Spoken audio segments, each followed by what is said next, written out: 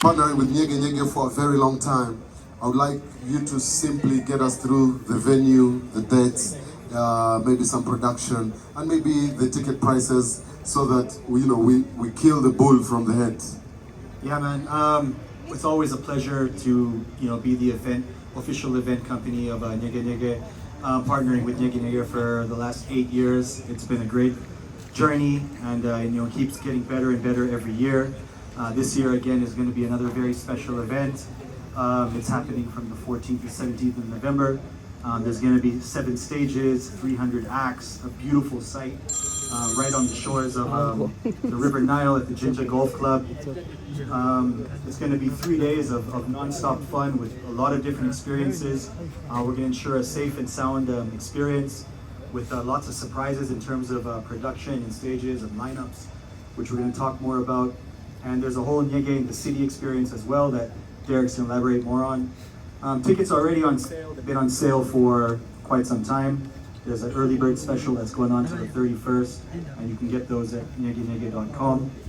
And yeah, tell me what else you want to know, my friend. What I would like to know is, the fact that Nyege is always introducing us to so many beautiful acts. Matter of fact, every time I go to Nyege, I'm looking for who the future is. So I'm actually looking for people that we do not know. But most Ugandans love their Ugandan artists, and would like to know who is on the list for our Ugandan superstars. Well, we have a whole bunch. I'm going to announce just a few of them today. Some of them include Kenneth Mugabe, Pia Pounds, Rachel Ray, Zex, DJ Alicia, Vans, Forever Etania, Dennis C, Ali Deki Bryan, of course yourself, Joe Quiz, Sheila Salta, and so many more.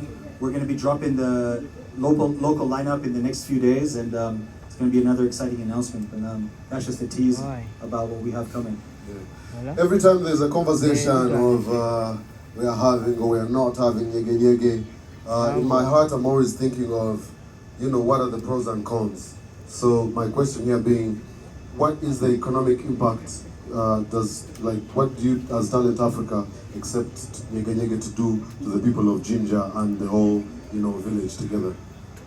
There's a huge economic impact of Nyege. I mean, first of all, it's the biggest tourism event in Uganda. There's no other weekend that registers as many visas at Entebbe Airport than any other day in the calendar. We sell out all the hotels in Jinja, in Jeru, and all the surrounding areas. We fill up the city, the restaurants, the bars, the shops, the bodas, the craft markets. Everyone is busy that weekend, and they make business like they haven't made on any other weekend. There's a lot of job creation. Through the festival itself, on the site, there's 2,000 people working, and another 2,000 were working off the site. So it's a huge job creation. Local procurement, we have goods and services from local suppliers. There's also a tax revenue that the URA gains through the festival. So there's a lot of economic benefits, actually. Nice, thank you so much. Mention Uganda origin in this answer. Apart from Uganda origin, what do you love to do as a person? I think for me it's the kind of free spirit it evokes when you're in Nyege. I mean, the last time I was there, I think I was up and about till 5 a.m. I didn't notice I was on my feet since 8 p.m. to 5 a.m. So I definitely love the fact that I'll be a very free spirit, free to do what I want, free to enjoy Uganda origin, even if you don't want me to mention it. Yes. Yeah, but most important, I definitely look forward to seeing what our creatives can bring forward and seeing how they can interact a lot with our brands in service of our consumers. And how are you, sir? Good, thank you. Nice to be here. Good evening to you all. Once again, I'm called Sarah. I'm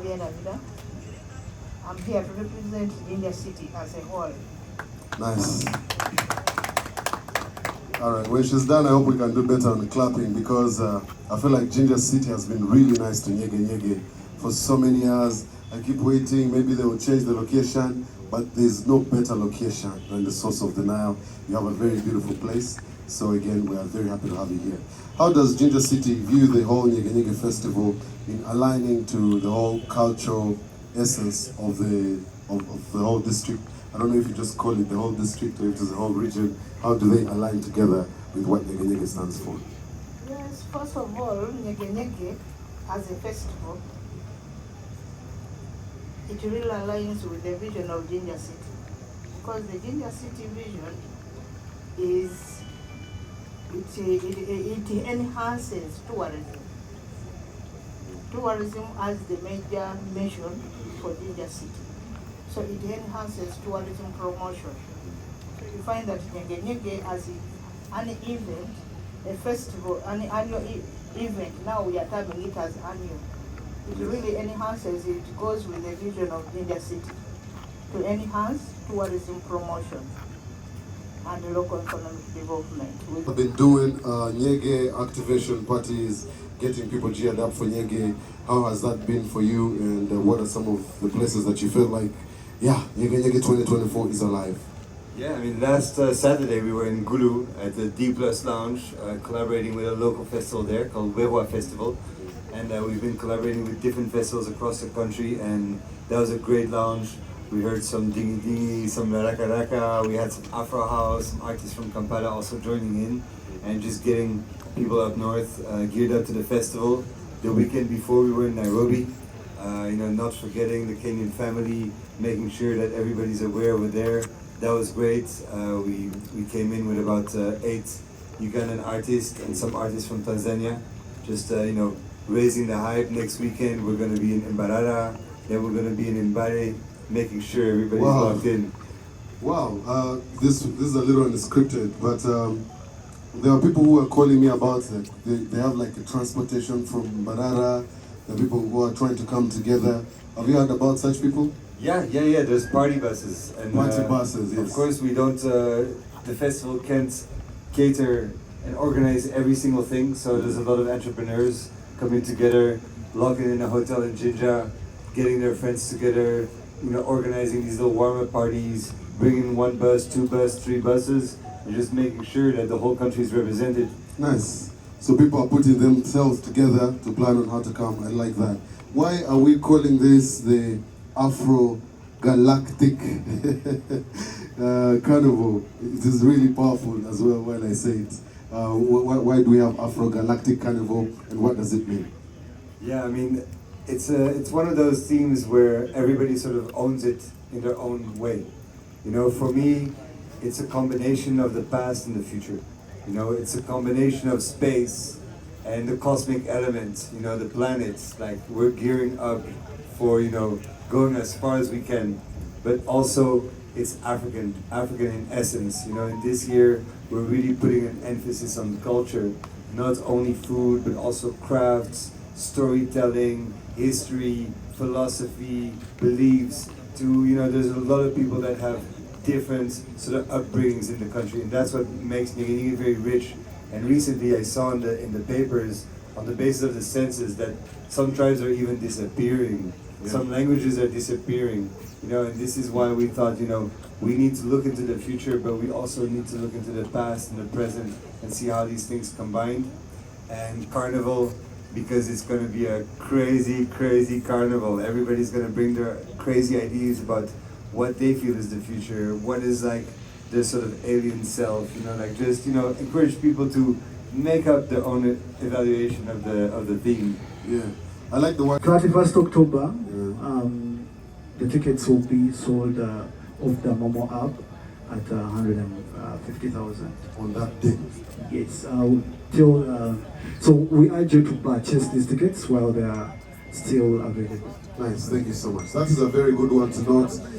In this sense, we're looking at the different cultures, different perspectives that come along with the festival. And then we have to appreciate that the author of life is the designer in this.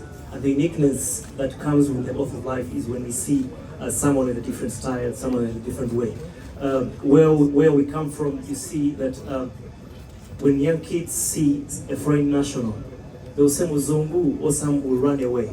But the more they interface, the more we interact with society, we appreciate that there's a uniqueness. That is the beauty of the creator. So people need to appreciate that this is not just about what they think. When they narrow their thinking, then they forget that the creator is behind everything. So having said that, would you say, because I've had some religious leaders make comments about Nyege Nyege, and it is not the first time, they have always made comments about Nyege Nyege. As somebody who is from Jinja, you've heard about Nyege Nyege before, and you're inclined in God and religion. Would you explain to me if or if not it is against God's will to attend or not to attend Nyege Nyege? It's about how people view it in a sense of what is morally upright. But that is a question that we can debate in different ways. I think the biggest challenge is much about the language, because the language of Nyege Nyege is something that the local person is not understanding. So my word to Ali is, how do we package the messages for the people to understand, to connect with the language itself?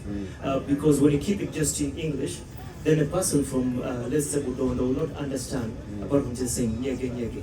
So I think we need to be able to connect the language that people can understand what values that we're talking about. Eric was talking about very beautiful values in terms of the diversity, the culture, how it complements the life about people. So unless you're saying life is away from the reality, then it's different. Nice, thank you so much. If you read in between his lines, you'll find